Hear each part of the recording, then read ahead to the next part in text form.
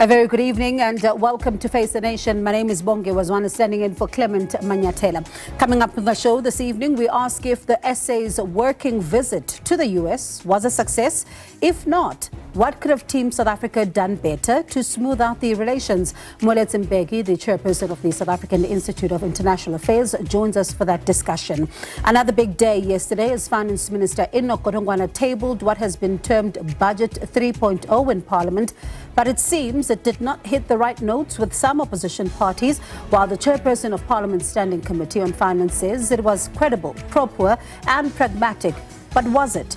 We asked this question to independent analyst Khaya Sithole, Dr Azar Jamine, who's a chief economist and also going to be having that discussion with us. But first, my comment.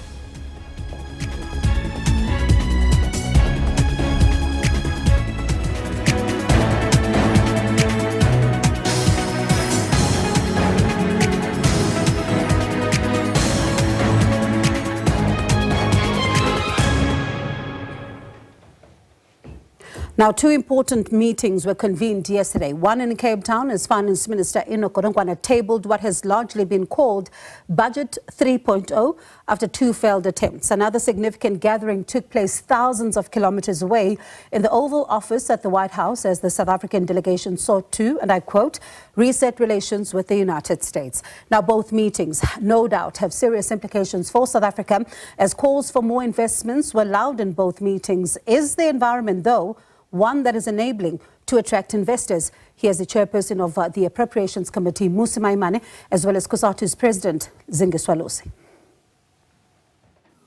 If the question was put at the White House, can I invest in South Africa and will South Africa be a safe place for people to work and live in a country where the murder rate, compared to those three countries, South Africa's murder rate is double that of Nigeria, and 31 times more than that of Egypt.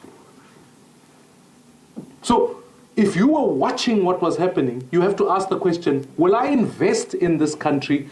Will my investment be safe from criminals? Will my people be safe and be safe from murder?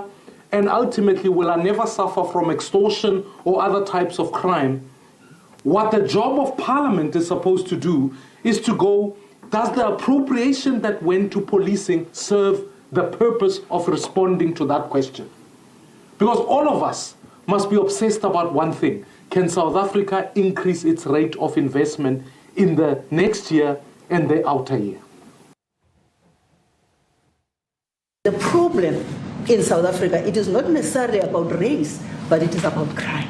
And we think that we are here to say, how do we, both nations, work together to reset, to really talk about investment, but also help us in how we can have the technology and everything that is needed, President, to really address the levels of crime that we have in our country.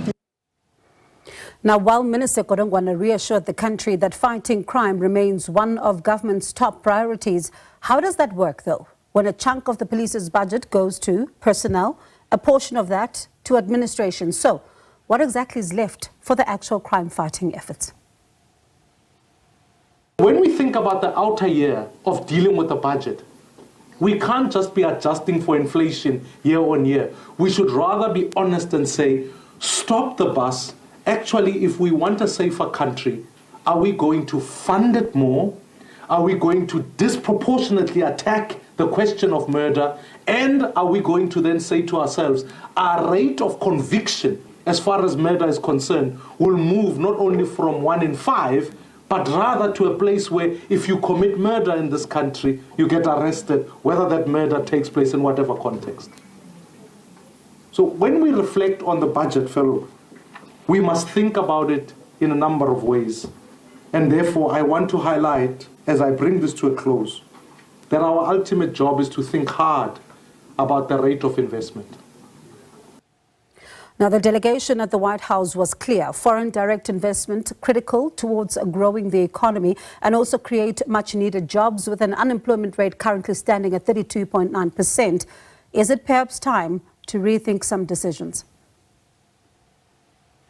How should we deliver on the social wage? Do we want to give people 370 rand to last them 48 hours, or do we want to use the 35 billion for carefully planned and executed initiatives to grow the economy and create jobs that pay a living wage? These are policy questions that cannot be answered in a speech by the Finance Minister alone. And these are some of the things the Finance Minister himself mentioned yesterday when he spoke about repurposing the SRD grant. Now, Parliament has been called upon to not only do better oversight in ensuring that every rand is spent optimally, but also to keep track of the spending priorities. I know that whenever there is conflict, such as when there is a fight about VAT and so on, and we will hear a lot of words like austerity and that kind of thing. Ultimately, colleagues, at the end of the day, MPs have to get off Twitter, get off the streets, get to committees and do the serious, boring work that does not offer the TV time, the drama in the afternoon offers. That is how we will serve the South African people. Now, while Team South Africa may have done its bid to try and bring more money home, how that money is spent will even be more crucial. The big question is government spending money wisely? Are our priorities right? And who sets these priorities? If we're still complaining, for example, about projects that overrun and end up costing South Africans double, can we say that this money will be well spent? Whatever the answers, one thing is for certain. Taxpayers have sent a clear message. They can no longer be taxed all the way to, and I quote, prosperity. You can share your thoughts with us this evening by sending us a WhatsApp voice note on 078-459-1897. Remember to tell us your name and surname and where you're sending the voice note from. Also, of course, remember to keep it at 30 seconds. Find us on X on Face the Nation SA.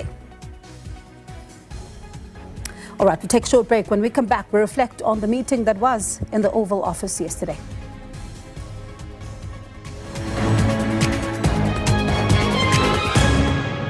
Now, after yesterday, right, President Cyril Ramaphosa is still confident that his team came out of the meeting with U.S. President Donald Trump and his team with a firm agreement and an undertaking that engagements will continue both bilaterally as well as within the G20.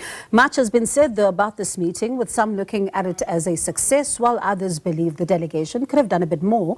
Let's explore this further now. We joined in studio by Moeletsi Mbeki, the Chairperson of the South African Institute of International Affairs. Good evening to you, and thank you so much for your time. Evening, it's great to be here. Praises on one side for Team South Africa. On the other side, they say the team started well, possibly, but fell short midway. Your take? Yes, they started well, but Trump was ready with the big stick. He softened them up first and made them sit comfortably. In the meantime, he was sharpening his sword, and when he was ready, he pounced on them. Should they have anticipated that? And how should they have handled it? Well, they should have anticipated it, and they should have prepared very thoroughly as to who was going to answer those questions. They should never have allowed the team to come in. It should have been one person, either the president himself or one other person who he selected. And they should have prepared what answers to give to what question. They never did that. They didn't prepare, and so Trump walked away with them. So I suppose, listening to what you're saying, then you do agree with those who are saying it was not coordinated, because when you listen to, for example, Zingiswalos Kusatu's president, she was quite clear, actually, on the issue of expropriation and quite clear on what needs to be done. And then you listen to Ernie Els, you listen to some of the delegation there.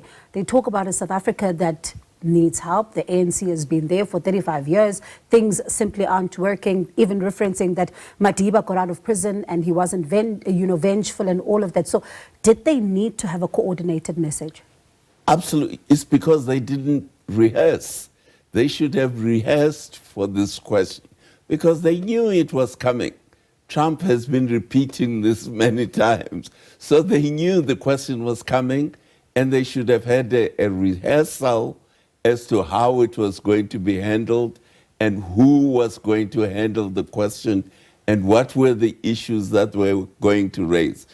At the end of the day, during that whole session, they ended up denouncing our own country.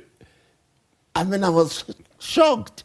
Our own presidential delegation is going to the largest economy in the world with the most visible president in the world, and they're telling the world we're a crime-ridden country. So what are they doing to the tourism for South Africa? What are they doing to the reputation of the country if they're going to the White House to say we're a crime-ridden country? Anyway, Trump didn't ask them. He just said there's genocide against Afrikaans people or Afrikaans farmers. He didn't ask whether we have crime or we don't have crime, but they are the ones who are bad-mouthing the country. That's what happens if you don't prepare, if you don't plan. They should have planned for the question, and they should ask themselves first, the government of South Africa, why is Trump mobilizing a section of the South African population and encouraging it to go to the United States? Question number one. They should ask themselves that question. Secondly, what does he do? What is he going to do with those people when they get to the United States? Those are the two primary questions they should have asked themselves. In my view, Trump is trying to build what is called a fifth column in South Africa. He's trying to build a group that is antagonistic, especially to the ANC, but answers to him. Because those people, they left the country with South African passports. We don't know what Trump is going to do with them. And then they're going to come back because they still have their passports. You can't exclude them from the country.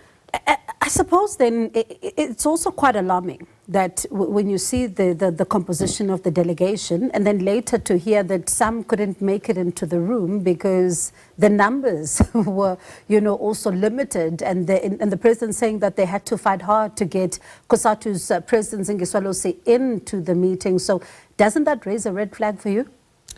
Well, I asked myself first, what was COSATU doing in that delegation? This is a government delegation. Okay, he asked for the golfers. Trump himself asked for the golfers and for Johan Rupert. So, yes, they were his guests in a way. But I don't understand what role did COSATU have. And then the president of COSATU says that we are violent people, we cut each other's throats up. What was that all about? It was a shocking performance by that group. Did the agricultural minister do well or nothing at all in addressing the issue of land expropriation? Because that was another moment where you listened to the U.S. president speak about the fact that, farms are being taken, speaking about the fact that property is being seized. But we didn't hear the minister speak about any of that at all. In fact, what the minister then says is that's John Steenhuisen, they got into the government of national unity to keep the EFF and the MK party out of government, referring to them as that lot. But did he do justice to his portfolio? No, because there are two issues that Trump has been harping on. The genocide against the Afrikaans population and the expropriation of their farms. It's got nothing to do with the composition of the government of national unity. But that's what happens when you don't prepare, when you don't plan. Then you are all over the place and talking about unrelated issues. It's totally unrelated whether EFF and MK party are in the government of national unity or are not in the government. It's unrelated to the two issues of genocide against the Afrikaans population and of expropriation of their farms.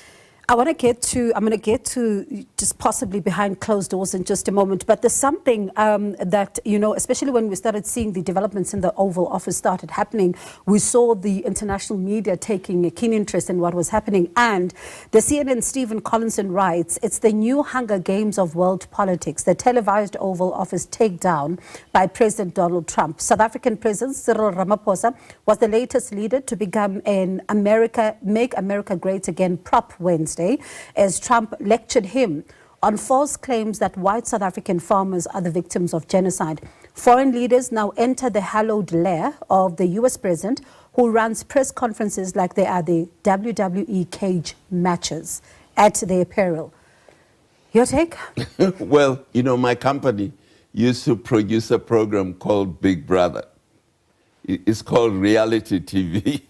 That's what Trump does in the Oval Office with foreign heads of state. He sets the questions, he is the judge, he is the jury, and he decides how everything, and it creates a lot of drama, which is what we used to create when we produced Big Brother. It was never unrehearsed, by the way. There was a lot of planning, but that's what that Oval Office encounter is. It's a lot of drama where Trump comes out always as the winner. He's always the winner. So how do you then, as a world leader, particularly President Cyril Ramaphosa, come into the Oval Office against this man who never wants to lose, seen as a bully by some, and still be able to set and assert yourself and set the agenda for your country, put your best foot forward, without also antagonizing him? Yes, but Trump also has a question to answer.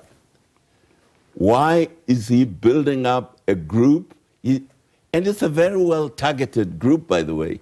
He is targeting the blue-collar white workers in South Africa, who are predominantly Afrikaans. He's targeting that group. He's targeting the lower middle class Afrikaans-speaking white group.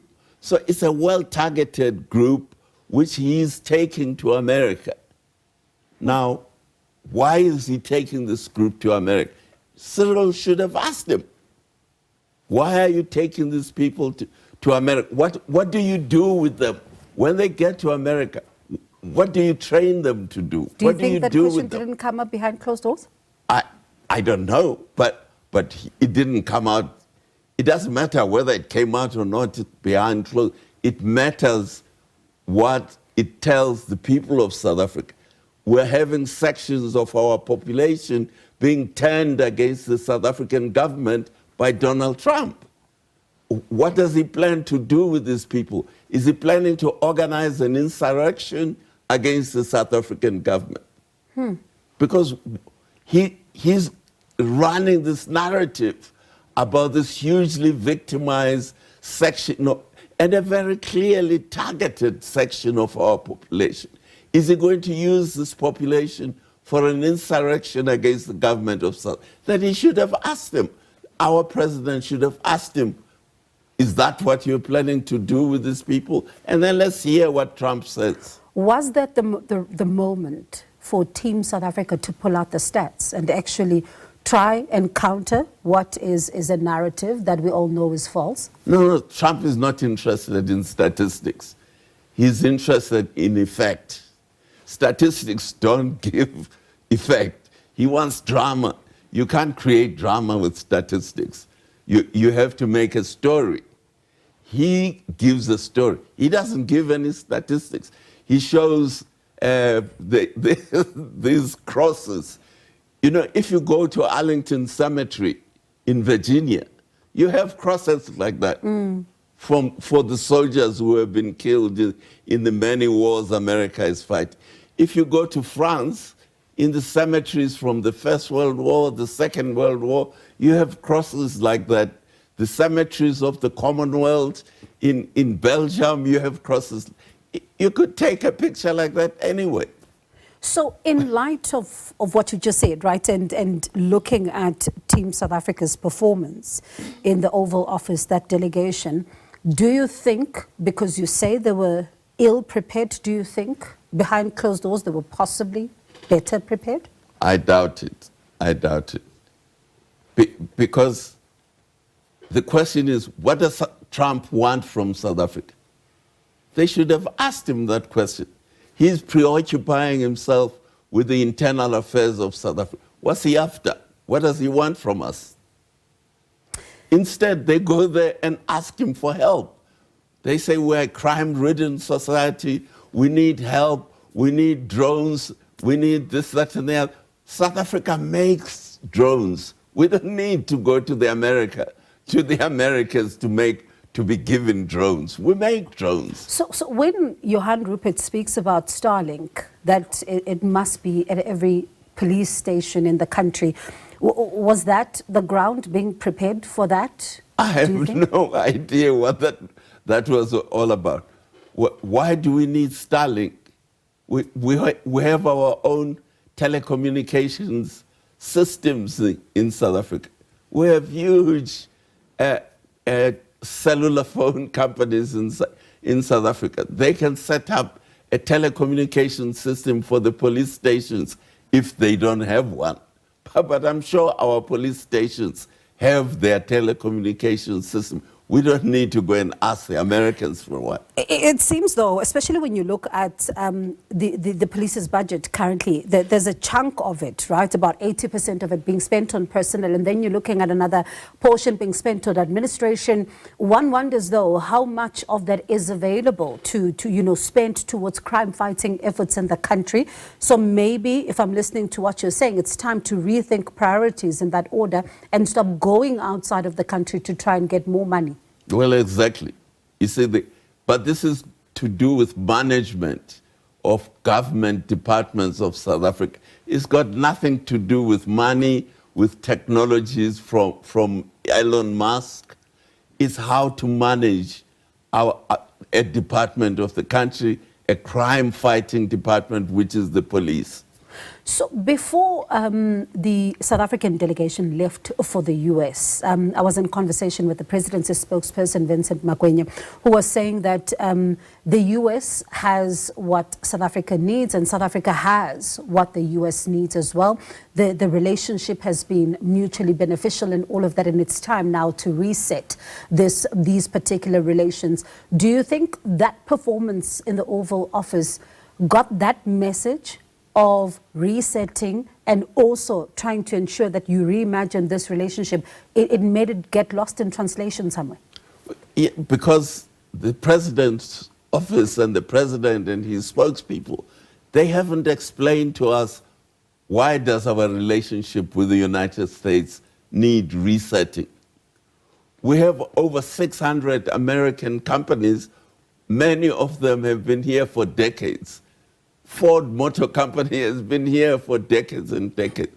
Why does it need a reset relationship between South Africa and the United States? They haven't explained that. It's because they are falling into Trump's propaganda. And they think Trump's propaganda is something we have to answer to. But they're trying to be polite. Trump is making propaganda. He has a plan for South Africa. He has targeted certain social groups which he wants to use for his agenda. You don't need to reset anything. There's no need to reset our relationship with the United States. Our trade relationship with the United States is working fine. We have 600 or more American companies. Go to them and ask them, is your economic relation in South Africa, are you making a profit? And if you are making a profit, why do we need to reset relations with the United States government? Because we're dealing with people to people of the United States. They have their companies here.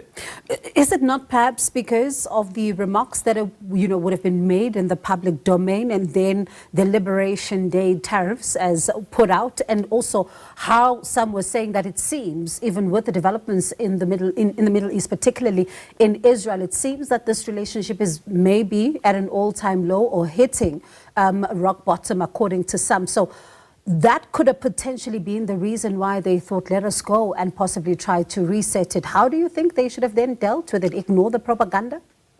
No, you can't. You have to tackle the propaganda head on, but they didn't. They didn't tackle Trump's propaganda. Trump has been bad-mouthing our country. They didn't tackle the propaganda he's making against others. Instead, they were on the defensive. So they should have taken Trump head on about the propaganda and why he's bad-mouthing South Africa.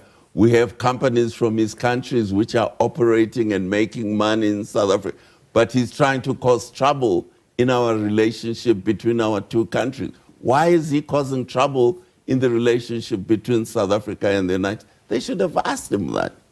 So was it enough, in your view, to fix things, or is it the first step possibly towards a much more deeper engagement as far as bilateral relations are concerned? Well, we have to understand. You see, if we don't understand what Trump's agenda is, then there's nothing you can fix because you don't know what the problem is. If you ask our government today, what is the problem between the United States and South Africa? Why is the President of the United States bad-mouthing South Africa and sending out propaganda about genocide, about expropriation? Why is he doing that? They can't tell you. They won't be able to tell, because they are not doing their homework. They're not doing their homework, analyzing what is behind, what are Trump's objectives. So what does it mean, especially for a country like ours that needs foreign direct investment, that desperately needs, I mean, we listened to what was coming out in Parliament yesterday, and it's clear, it's very clear that we do need a lot more investment. So in your view, then, looking at this entire performance, is there a chance that we could increase the investment? We have investment from all over the world, not just from the United States. We have investment from Sweden. We have investment from China. We have investment from other African countries. So and anyway, the American investors don't need Trump's permission to come and invest in South Africa. They will invest in South Africa if they think they will make money. So we have to create an environment that's conducive to private investors, domestic private investors, and foreign private investors. We don't have to pay any attention to what Trump thinks about South Africa. Have we done enough to create that environment? Well, that is a different story. We haven't. For example, the issue of black economic empowerment. I get complaints from, for example, European ambassadors in Pretoria that the policies of black economic empowerment are an obstacle to their companies investing in South Africa. Now they have to tackle that issue. It's got nothing to do with President Trump. If we don't want investment, fine, and we are happy creating that obstacle, then that's our government's decision. They're calling it obstacle. Why? Because when I set up a company, I put in 1,000 rands in the company or 100 rands to invest in the company.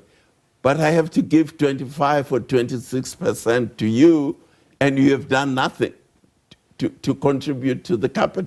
That's an obstacle to me investing.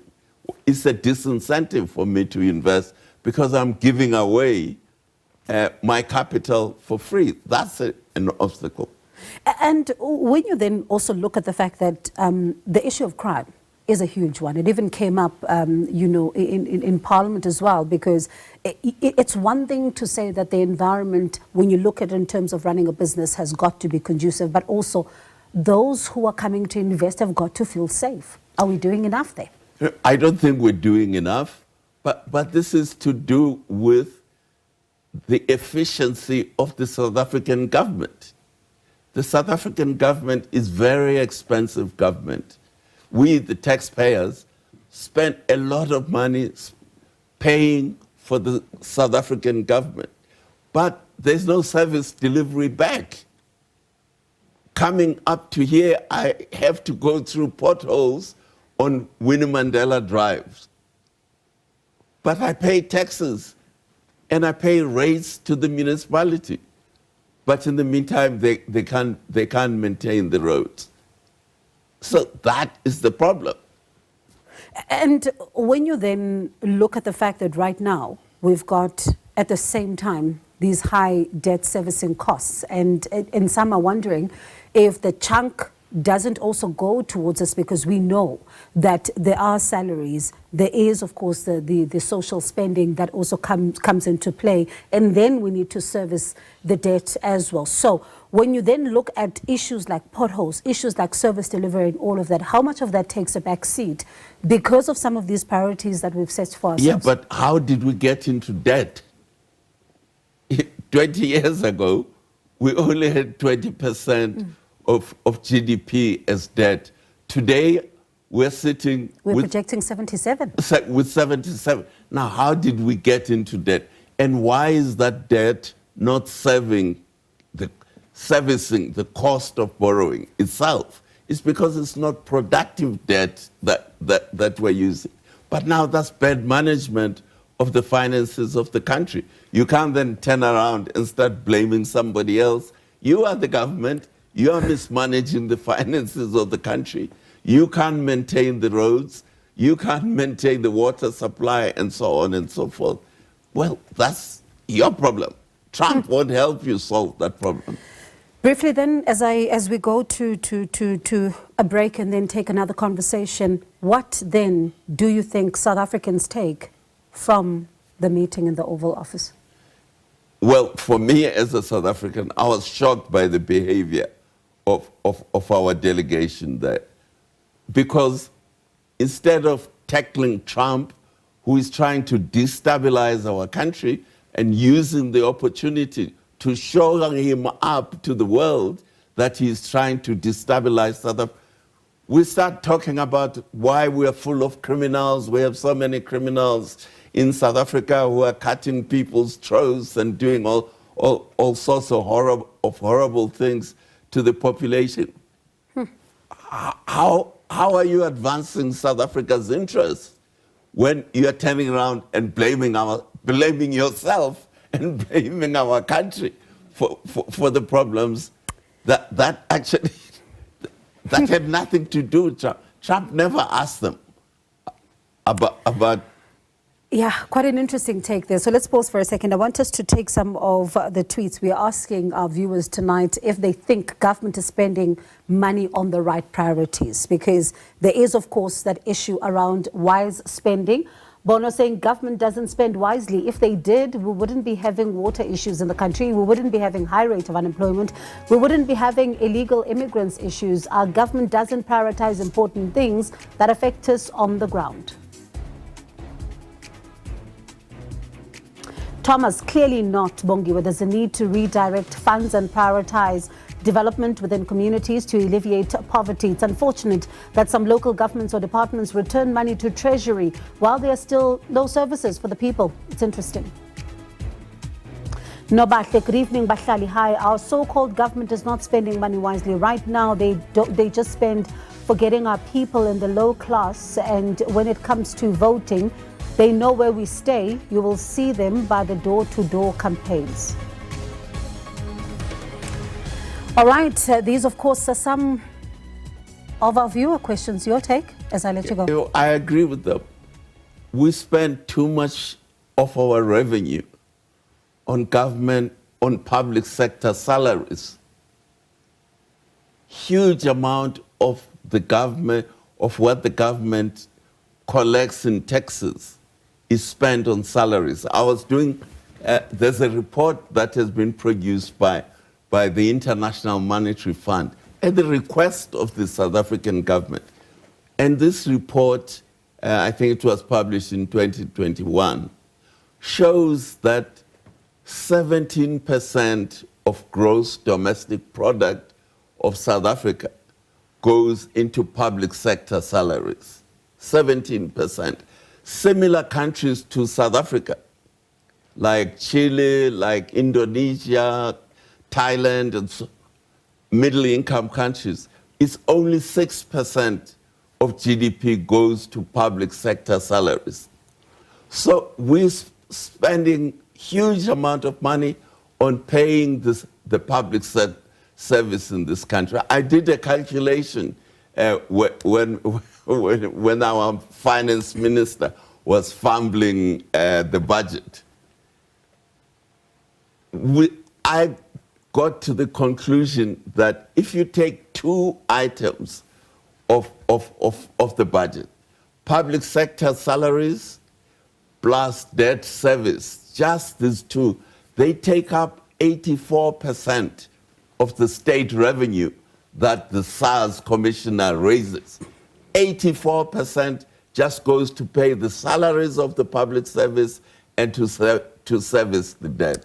Yep. And so you are only left with what, 16% to repair the infrastructure of the roads and so on, of the railways and all the other things that need to be maintained. So we're going to have that conversation with two of our guests after this. Thank you so much for stopping by. That was Moeletsi Mbeki, the chairperson of the South African Institute of International Affairs. And we'll take this further as we speak to independent analyst Khaya Sithole as well as Dr Azar Jamine. And we'll look at this issue around Budget 3.0. Are we setting the right targets? Are the spending priorities misaligned, potentially? We'll have this conversation after the break.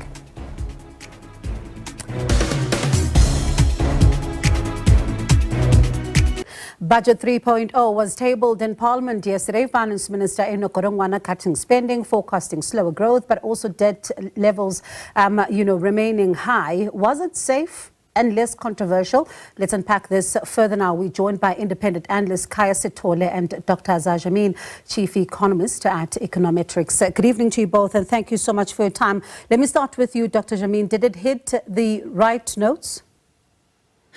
I think it was dead in line with what had been expected. Once the government had decided not to increase taxes, it had to find other ways of funding itself, and it chose really a combination. In fact, it didn't refrain from increasing taxes. It's increased taxes quite heavily, but people don't realize it because most of that is in the form of not a non-adjustment for the tax tables, in other words, the thresholds at which different taxes are paid.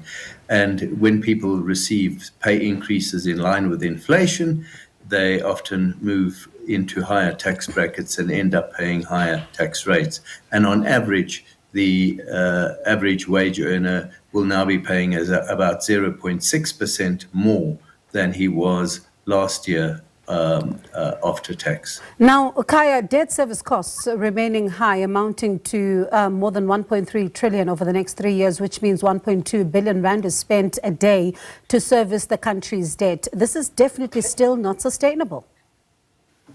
No, and it hasn't been sustainable for a very long time. Now, we do have to recall that this issue is not unknown to the state. It's an issue that various finance ministers have said they're going to tackle. I think about 10 years ago, the statement that we were given was that South Africa is not going to go beyond 40% in terms of that particular debt to GDP dimension. We're now at 77%, but what you're seeing here is not perhaps an acceptance, an acknowledgement that this is a crisis. What you hear is some remarkably disturbing statements that say, well, actually, even though we had said it wasn't supposed to go up, the only reason it's going up to 77% and beyond is simply because the denominator is not growing. That simply leaves the impression that the idea of growing the economy, which is the GDP dimension, is something that somebody else must be responsible for, and those that table the budget take no responsibility for it. I found that to be a rather disturbing way in which this was presented. But of course, until you do find a way of growing the economy, these are going to be multiple dimensions of exactly the same problem statement that South Africa simply doesn't have the right blueprint for running its economy efficiently and effectively. And Khaya, let me stay with you, because at the same time, when you look at the issue of debt, right, government projecting it to stabilize at around 77.4% of the GDP, while the IMF, right, is reiterating its view, saying that South Africa's public debt level will not stabilize, but in fact will rise to 88% of the GDP by at least 2030, unless government implements tighter fiscal control. So they're not treating it as a crisis, but also looking at this particular projection, it doesn't seem like, the IMF's projection is worrying them. Well, there's a problem that we have to deal with here, which is that our National Treasury's projections model seems to be a really, really big issue.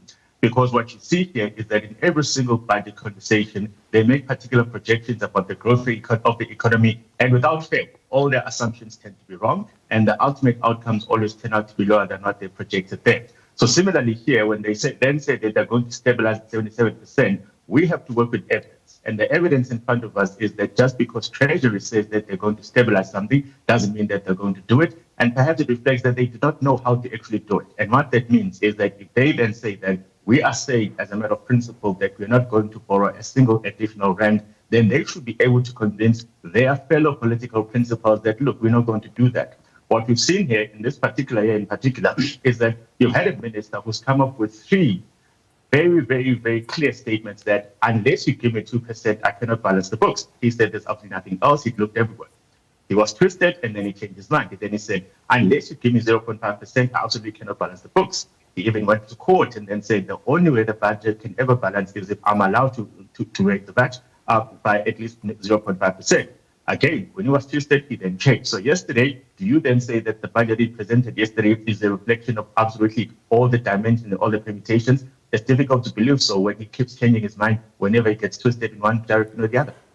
So, Dr. Jamine, there is a view by some who are saying that everything seems to be a priority in South Africa, and it's important now that when it comes to issues of budgeting, perhaps maybe have lesser priorities and then be able to meet the targets and move on to the next thing, instead of putting everything at the same time, trying to raise money for everything. Could that work? Effectively, that's what Operation Vulindlela are trying to do, and the task force of the CEOs together with the president, they've chosen specific areas, targeted areas: energy, logistics, crime, and more recently municipal spending. And yet we're still finding ourselves in the same boat of low growth that we've been living with for the last year and decade and a half. We are not really addressing some of the more fundamental structural weaknesses of the economy, many of them inherited by apartheid, and that includes improving the educational outcomes of the country to render the workforce more able to add value to the economy and therefore to earn a job and earn a decent salary. We haven't addressed the spatial inequalities whereby people live so far from their workplace. And thirdly, there is really very little small business activity of any vibrant nature to speak of in South Africa, unlike what is the case in many emerging markets. Unless we start tackling those issues, and then also the ones that Operation Vulindlela is trying to address as well, but those others are very fundamental. And the other big challenge that we have is the government, every budget, keeps talking about how it's going to see more investment in infrastructure to improve service delivery. And we have the converse outcomes every time. Why? We don't ever explore the reasons. And there are some fundamental reasons. And one of them was mentioned by your previous speaker, the way in which Black economic empowerment is being introduced in this country from a top-down approach instead of a bottom-up approach that would empower the majority of the people. Instead, we're empowering the minority who are connected politically. Now, Khaya, when you look at the budget, right, the recent budget that it's tabled, of course, still a lot of, hoops that, we still need to see in this particular process. But do you think that the other problem could be the fact that this particular budget may not necessarily serve the needs of this particular financial year? In fact, there are some previous commitments that were made in previous years that are going to now be taken care of by this very budget. Well, we do have a multi-year budget cycle in the sense that it's probably quite impractical to then say that every single budget must only talk about a 12-month window period. We do need to be able to say that if we're committing to spending on this particular activity and it's a multi-year activity, how do we ensure that it's funded fully? Mm-hmm. So a multi-year budget is quite important. And what we also have is that there's always a midterm check-in, which then says halfway through the budget cycle, how are we doing in relation to what we're committed to? And of course, the reality is that we do have to fund programs that are already in place, programs that have already been started being rolling out, and then also look into the future and figure out how to get that particular balance. So that's really how complicated the budget cycle tends to be. Are we doing that though? Pardon me, Khaya, are we doing that though, in your view? Well, it's difficult because, unfortunately, what we've done in South Africa is that we've given absolutely every single person in every single institution the type of autonomy that then enables them to literally write their own script. So what you then see is that we can say that collectively as a country, this is what we're trying to do. But if everybody is allowed to do things at their own pace and everybody is allowed to define their own definition of what efficiencies are, it becomes difficult to then take a collective view of how well we're doing. There may be provinces that do better than others. There may be departments that do better than others. But government at large, whenever you take a look back, you say, wait, hold on. What exactly has been the ultimate impact of everything that you say we're going to do? And because the results are so mixed in instances, some results don't exist at all, it becomes very difficult to actually say that we're moving forward, which is why we keep getting put in this trap. Well, what are we doing? How are we doing it? What are our priorities? And maybe do we have any priorities at all? And Dr. Jamine, right on that point, what's your take? Because if we're struggling with knowing what we're doing, when we're doing it and how and all of that, isn't that a problem when it comes to tracking? Of course it's a problem. None other than Albert Einstein said, if you carry on doing exactly what you were doing in the past and expect a different result, then you're a fool. And that's actually what is happening right now. Sure. And so when you then look at the fact that, because there's a conversation that we still talk about even right now, you touched on it, Dr. Jamine, before I move back to Khaya. You speak about the activities, particularly of small businesses. We're still right now in 2025 speaking about small businesses that cannot be paid on time. That alone is going to make it difficult for them to create the jobs that are needed. Spot on. I've had that experience personally, and it's extremely debilitating as a small business. That's just one of many other. There are myriad regulations that are imposed on small businesses.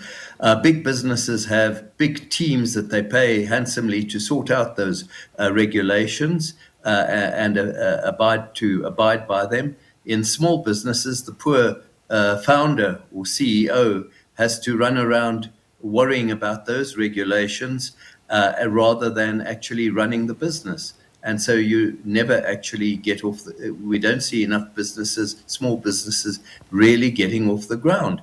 And if you travel around other emerging markets, whether in Africa or elsewhere, you will see a lot of thriving small businesses and employing people close to their homes. And you don't see as much unemployment as you do in South Africa. It's a simple exercise. We're seeing in South Africa, the economy is dominated by government and state-owned enterprises interfering in so many issues, big businesses that dominate the private sector, and trade unions that dominate the labor market. And small business and the ordinary worker and a lot of the young people who try to enter the labor market are being excluded by the monopoly of government, big business, and trade unions.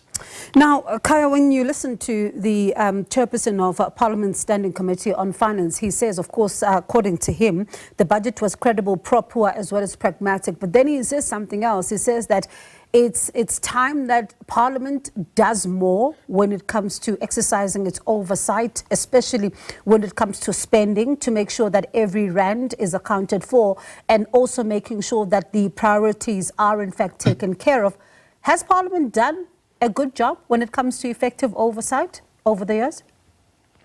Definitely not. And I think obviously we do have to acknowledge that for 30 years, the ANC was accountable to no one else but itself. So if the ANC felt that the budget needed to have a 1% VAT increase in 2018, its minister would table it, its backbenchers would support it, and its committees were led and dominated by the ANC. So the scrutiny has never been there. So even the most credible, and cogent objections to the budget process were always going to be outvoted, and that obviously changed last year when we had a different electoral outcome.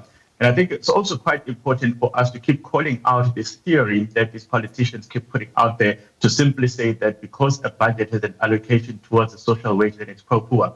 A budget that ends up saying that South Africa is going to borrow to such an extent that its debt service costs amount to over R1 billion a day and over 420 billion rand a year, that budget is not pro-poor, because just because you can afford social grants today doesn't mean you'll be able to perpetually afford them. Because, for example, if you then keep squeezing what your core priorities are by simply borrowing so much, you actually are crowding out even the most important social services that you need to roll out there. So this idea of simply saying it's pro-poor because there's a line item that says we're doing this is quite misleading, because you have to ask them the question, well, if you keep borrowing to this extent and the borrowing costs keep crowding out the amount of resources that you have in order to actually fund other social programs, what happens when you get to a point where it's quite simply impossible for you to fund anything else? I think the fate of the poor will be much worse at a point in time when there's nothing left to be able to distribute. And again, they say this so that you cannot confront them with the simple question of every single government objective and every single spending priority has to be funded. The ANC has never been willing to answer the question of how all of these budgets are going to be funded. They've been able to borrow their way, and at this stage, they will keep borrowing until somebody finds a way to stop them. The question is, what do we need to do in order to get them to invest in the real crux of the problem, which is that every single resource that you need to have is underpinned by a robust form of economic activity and economic participation. So whatever VAT rate you want to have in mind, whatever tax rate you have in mind, if the economy is growing, then taxes are a byproduct of that. And this is a government that doesn't know how to invest in that fundamental resource in order to benefit from the byproducts of it all. And it segues us into our question tonight. We're asking our viewers if they think that government is in fact, spending money wisely. And this follows the budget speech yesterday. Buhle saying, good evening, Mabongs. Hello. First of all, our country has never, not even once, spent money wisely. Right now, where are we with the unemployment rate? Our government has disgraced us in America. They just ruined our reputation at the White House. Julius, I don't think so. If they were spending money wisely, we wouldn't have load shedding, water shedding, potholes on the roads. But as long as we still have these challenges, it's clear that money is not spent wisely. And Dr. Jamine, just to add, insult to injury, we're still now talking about the fact that there are projects that are taking double the time, costing the taxpayers more, and still the system continues to allow for this. Very much so. And when I talk about the way in which empowerment projects are actually introduced, a lot of that is due to the fact that people who try to arrange and execute a lot of these projects do so with one thought in mind, and that is how can they benefit financially first and foremost, rather than worrying about actually delivering services to the poor and to the majority of the population. Rather, the most important thing is how can they arrange the deal so that they can benefit magnificently for themselves. Sounds like a mammoth task lies ahead, but let's see what happens with the many installments of this particular story that still need to, of course, be tackled. Let me thank you both for your time. There was independent analyst Khaya Sithole and Dr. Azar Jamine, chief economist at Econometrics. And that's how we wrap up this week's edition of Face the Nation. Clement will be back with you next week.